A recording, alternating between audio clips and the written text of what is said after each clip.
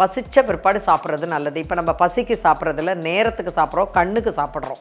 அதனால பசித்த பிற்பாடு சாப்பிடுங்க. ஸோ இந்த வயிறு சரியாகிறதுக்கு இந்த வாயு முத்ரா பண்ணுங்கள். காலையில் தூங்கி எழுந்த உடனேயே கண்களை மூடிக்கிட்டு உங்களுடைய பெட்லேயே உட்காந்து 15 முறை தீர்க்க சுவாச பிராணாயாமா பண்ணுங்கள். எப்படி பண்ணணும்? சப்பளாங்கோல் போட்டுக்கிட்டு இல்லை சம்மணம் போட்டுக்கிட்டு கட்டிலேயே உட்காந்துக்கிட்டு இந்த காலையில் எழுந்து எனக்கு டாய்லெட் போக மாட்டேங்குது, பிரேக்ஃபாஸ்ட்டுக்கு அப்புறம் தான் போகுது, மத்தியானம் லஞ்சுக்கு அப்புறம் தான் போகுது, ஈவினிங் டின்னருக்கு அப்புறம் தான் போகுது, இல்லைன்னா 2 நாளைக்கு ஒரு தடவை தான் போகுது அப்படின்னா உங்கள் வயிறு ரொம்ப மோசமான நிலைமையில் இருக்குதுன்னு நீங்கள் தெரிஞ்சுக்கணும். நம்ம வயிறு டைஜஷன் பவர் மட்டும் சரியாக இல்லை அப்படின்னா அதுதான் நம்மளுடைய உடம்பிலுடைய நிறைய நோய்களுக்கு, நிறைய பிரச்சனைகளுக்கு அடித்தளமாக அமைகிறது. நீங்கள் ட்ராவல் பண்ணும்போது உங்களுடைய உடம்பு சூடாகுது, ஏசிக்குள்ளாரையே இருக்கும்போது ஹீட் இன்னும் ஜாஸ்தி ஆகுது. அந்த டைமத்தில் மலம் இறுகி அடுத்த நாள் வராது. அது வேற. ஹெல்த் கஃபே நேயர்களுக்கு வணக்கம். இன்றைக்கு நாம் பார்க்க போகிற முத்ரா ரொம்ப ரொம்ப இம்பார்ட்டண்ட்டான முத்ரா. ஏன்னா இந்த முத்ரையை நம்ம தினமும் பயிற்சி செய்யும் பொழுது முதல் விஷயமாக நம்ம வயிற்றில் இருக்கக்கூடிய முக்கியமான ஒரு ஆக்ஷன் என்ன அப்படின்னு பார்த்தீங்கன்னா, காலையில் எழுந்த உடனேயே நம்ம டாய்லெட் போயிடணும். காலையில் எழுந்த உடனேயே ஒரு எந்த விதமான முயற்சியும் இல்லாமல், அதாவது தண்ணி குடிக்கிறது, வெந்நீர் குடிக்கிறது, காஃபி குடிக்கிறது, டீ குடிக்கிறது, சிகரெட் ஸ்மோக் பண்ணுறது, இதெல்லாம் பண்ணிட்டா தான் எனக்கு டாய்லெட் போகும் அப்படிங்கிற இந்த விஷயங்கள்லாம் எதுவுமே இல்லாமல் நீங்கள் காலையில் எழுந்த உடனேயே உங்களோட வயிற்றில் இருக்கக்கூடிய அத்தனை அழுக்குகளும் அத்தனை மலங்களும் வெளியேறிடுச்சு, டெய்லி இந்த மாதிரி இருக்குது அப்படின்னா உங்களோட வயிறு 100% நல்ல முறையில் வேலை செஞ்சிட்ருக்குன்னு அர்த்தம். ஓகேங்களா? டைஜஷன் கெப்பாசிட்டி நல்லா இருக்குது, உங்களுடைய இன்டெஸ்டைன்ஸ் எல்லாமே சரியாக வேலை செய்யுது, நல்லா வேலை செய்யுதுன்னு அர்த்தம். ஸோ இந்த காலையில் எழுந்து எனக்கு டாய்லெட் போக மாட்டேங்குது, பிரேக்ஃபாஸ்ட்டுக்கு அப்புறம் தான் போகுது, மத்தியானம் லஞ்சுக்கு அப்புறம் தான் போகுது, ஈவினிங் டின்னருக்கு அப்புறம் தான் போகுது, இல்லைன்னா 2 நாளைக்கு ஒரு தடவை தான் போகுது அப்படின்னா உங்கள் வயிறு ரொம்ப மோசமான நிலைமையில் இருக்குதுன்னு நீங்கள் தெரிஞ்சுக்கணும். ஆயுர்வேத சாஸ்திரப்படி முதல்ல அவங்க சொல்கிறது என்ன அப்படின்னு பார்த்தீங்கன்னா, உங்களுடைய சாப்பாடு சரியான முறையில் டைஜஸ்ட் ஆகி அடுத்த நாள் காலையில் அந்த கழிவுகளெல்லாம் மலமாக வெளியேறவில்லை என்றால் உங்களுடைய உடம்பில் பலவிதமான நோய்கள் வருவதற்கு காரணமாக இருக்கிறது அப்படின்னு அர்த்தம். நம்ம வயிறு டைஜஷன் பவர் மட்டும் சரியாக இல்லை அப்படின்னா அதுதான் நம்மளுடைய உடம்பிலுடைய நிறைய நோய்களுக்கு, நிறைய பிரச்சனைகளுக்கு அடித்தளமாக அமைகிறது. அதனால் நீங்கள் என்ன பண்ணணும் அப்படின்னா, காலையில் எழுந்த உடனே மோஷன் போகிறதுக்கு என்ன வழி அதை முதல்ல பார்க்கணும். நம்பர் 1. இதில் நம்ம ட்ராவல் பண்ணாலோ, பஸ்ஸுலேயோ, ட்ரெயின்லேயோ, ஃப்ளைட்லேயோ நம்ம ட்ராவல் பண்ணுறோம், காரில் 6 மணி நேரம் 7 மணி நேரம் போகிறோம் அப்படின்னா மறுநாள் காலையில் டாய்லெட் வராது. அது விதிவிலக்கு. ஏன்னா நீங்கள் ட்ராவல் பண்ணும்போது உங்களுடைய உடம்பு சூடாகுது, ஏசிக்குள்ளாரையே இருக்கும்போது ஹீட் இன்னும் ஜாஸ்தி ஆகுது. அந்த டைமத்தில் மலம் இறுகி அடுத்த நாள் வராது. அது வேறு. அது 2 நாள் 3 நாள் திருப்பி நம்ம ட்ராவலிங் முடிச்சுட்டு வீட்டுக்கு நம்மளுடைய ரொட்டீன் ஒர்க்கை ஸ்டார்ட் பண்ணிட்டா எல்லாமே சரியாயிடும். ஸோ அதை பற்றி கவலையே படாதீங்க. ஆனால் நான் என்ன சொல்கிறேன்னா, தினமுமே நம்மளுடைய உடம்பு எப்படி இருக்குது, வாத பித்த கஃபம் அப்படின்னு நம்மளுடைய உடம்பை 3 விதமாக பிரிக்கலாம்.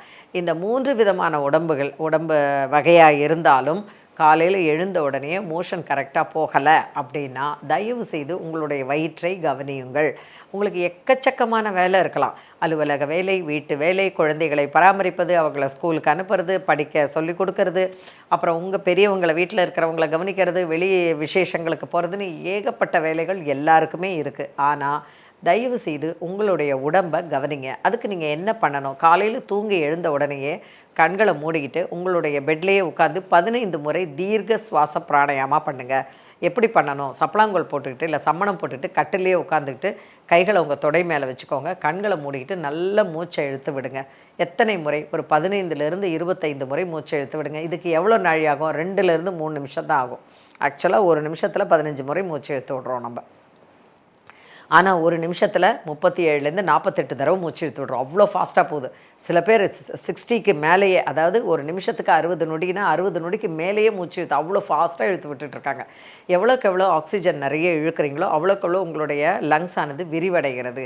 விரிவடையும் போது அதீதமான பிராணவாயு உள்ளே செலுத்தப்பட்டு எல்லா உறுப்புகளுக்கும் அந்த பிராணவாயு உள்ளே போய் நம்ம உடம்பு சும்மா ஜம்முன்னு இருக்குது.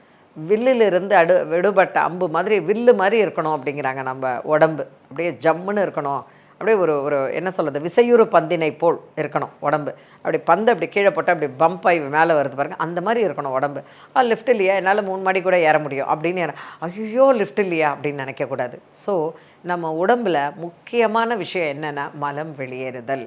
காலத்தால் எழுந்த உடனேயே அந்த கரெக்டான மோஷன் வெளியில் போயிடுச்சு, வயிறு காலியாக இருக்கிற மாதிரி இருக்குது அப்படின்னா உங்கள் வயிறு நல்லா இருக்குன்னு அர்த்தம். சரி, என்னோடய வயிறு நல்லா இல்லை, எனக்கு கான்ஸ்டிபேஷன் இருக்குது, காலையில் எந்திரிச்ச உடனே எனக்கு மோஷன் போக மாட்டேங்குது, நான் என்ன பண்ணணும் அப்படின்னா தயவுசெய்து 3 வழிகளை பின்பற்றுங்க. நம்பர் 1, காலையில் எழுந்த உடனே 2லேருந்து 3 டம்ளர் லூக்வார்ம் வாட்டர். அதில் வந்து நீங்கள் எதுவும் கலக்காதீங்க. சிட்ரிக் அதாவது லெமனு, ஹனி அதெல்லாம் எதுவுமே கலக்காமல் ஒரு டம்ளர் 3 டம்ளர் நல்ல வெந்நீர் குடிங்க. ஓகேங்களா?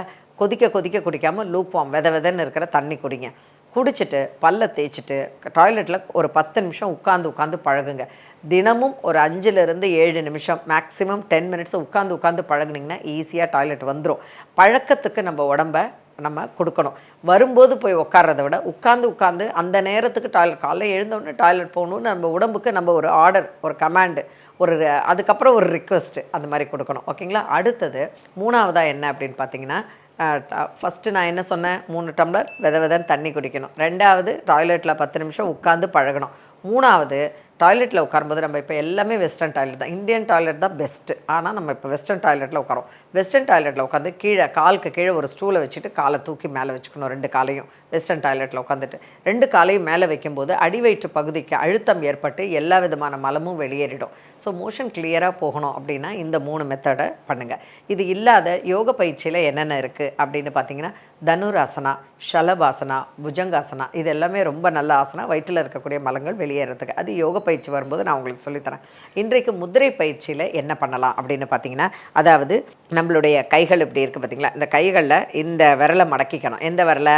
இந்த ஆட்காட்டி விரலை மடக்கிக்கணும். இந்த கட்டை விரலை அது மேலே வச்சுக்கணும். இதுக்கு பேர் வாயு முத்ரான்னு பேர்.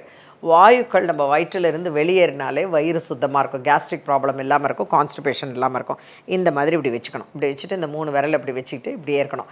இந்த வாயு முத்ராவை உங்களுடைய தொடைப்பகுதி மேலே வச்சுக்கோங்க. தொடைப்பகுதி மேலே வச்சுக்கிட்டு கண்களை மூடிக்கிட்டு 4லிருந்து 9 நிமிஷம் நல்லா மூச்சு இழுத்து விடுங்க. இந்த கையை இப்படி வச்சுக்கோங்க, இப்படி வச்சுக்கோங்க. ஓகேங்களா?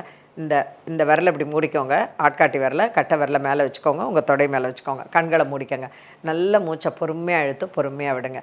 இது பண்ணும் பொழுது ஒரு 21 நாள் இல்லைன்னா ஒரு 51 நாள் தொடர்ந்து இதை நீங்கள் டெய்லி காலையிலையும் மத்தியானம் இல்லை மாலை, காலை மாலை எந்த நேரம் உங்களுக்கு டைம் கிடைக்குதோ அந்த நேரம் பயிற்சி பண்ணிங்கன்னா முதல்ல உங்கள் வயிற்றில் இருக்கக்கூடிய அழுக்குகள் வெளியேறதுக்கு ரொம்ப உதவும். கான்ஸ்டிபேஷனுக்கு இது ரொம்ப அதே மாதிரி பார்த்திங்கன்னா அசிடிட்டி, நம்ம வயிற்றில் பார்த்திங்கன்னா சில சமயத்தில் என்ன ஆகும்னா பயங்கர கேஸ் ஃபார்ம் ஆகிட்ருக்கோம். ஒன்று மேல் வழியாக ஏப்பமாக வரும், இல்லைன்னா கீழ் வழியாக கேஸ் வெளியேறும்.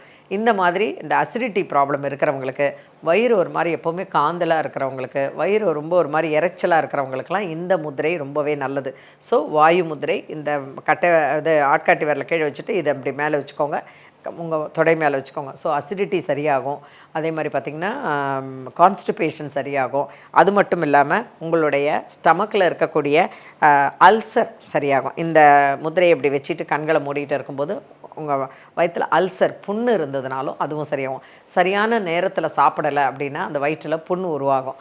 ஏன்னா அந்த ஹைட்ரோக்ளோரிக் ஆசிட் என்ன பண்ணுன்னா, நம்ம பசிங்கிற உணர்வை தூண்டுறதுக்கு தான் அந்த ஹைட்ரோக்ளோரிக் ஆசிட் வந்து நம்ம வயிற்றில் இயற்கையாகவே சுரக்குது. அதில் நீங்கள் கை வச்சிங்கன்னா கை பொத்து போயிடும். அந்த அளவுக்கு அது வந்து ரொம்ப பவர்ஃபுல்லாக இருக்கும். அந்த ஆசிட் நம்ம வயிற்றில் சுரக்கும் போது, அந்த இரைப்பையில் சுரக்கும்போது அது என்ன ஆகும்னா அரிக்க ஆரம்பிக்கும். நமக்கு ஆசிட் சாதாரணமாக கையில் பட்டால் அரிக்குது இல்லையா, அது மாதிரி அரிக்க ஆரம்பிக்கும். அந்த அரிப்பு தான் பசி உணர்வு, பசி உயிரை போகுது அப்படின்னு கத்துறோம் இல்லையா, அதுதான். ஸோ அந்த மாதிரி இருக்கும்போது நம்ம சாப்பாடை உள்ளே போடும்போது இந்த ஹைட்ரோக்ளோரிக் ஆசிடோடு சேர்ந்து அது நல்லா ஸ்மாஷ் ஆகிறதுக்கு நல்லா உதவுது. அதனால தான் பசித்து புசி அப்படின்னு அந்த காலத்தில் சொன்னாங்க. பசித்த பிற்பாடு சாப்பிட்றது நல்லது. இப்போ நம்ம பசிக்கு சாப்பிட்றதில்ல, நேரத்துக்கு சாப்பிட்றோம், கண்ணுக்கு சாப்பிட்றோம். அதனால் பசித்த பிற்பாடு சாப்பிடுங்க. ஸோ இந்த வயிறு சரியாகிறதுக்கு இந்த வாயு முத்ரா பண்ணுங்கள். ஸோ அசிடிட்டி சரியாகும், கான்ஸ்டிபேஷன் சரியாகும், அல்சர் சரியாகும். அது மட்டும் இல்லாமல் இன்னொரு முக்கியமான ஒரு குணம் இருக்குங்க. உங்கள் ஜாயிண்டில் பெயின் இருந்தாலும் இந்த முதிரைகள் பண்ணால் சரியாகும். அதாவது இந்த முதிரைக்கு பேர் வந்து வாயு முதிரை. ஒரு 4லிருந்து 8 நிமிஷம் 9 நிமிஷத்துக்கு கண்களை மூடிட்டு நல்லா மூச்சை இழுத்து விட்டிங்கன்னா இங்கே இருக்கக்கூடிய நர்வ்ஸில் இருக்கிற ப்ரெஷர் ஏற்பட்டு எந்த இடத்துல பிரச்சனையோ அது சரியாகும்.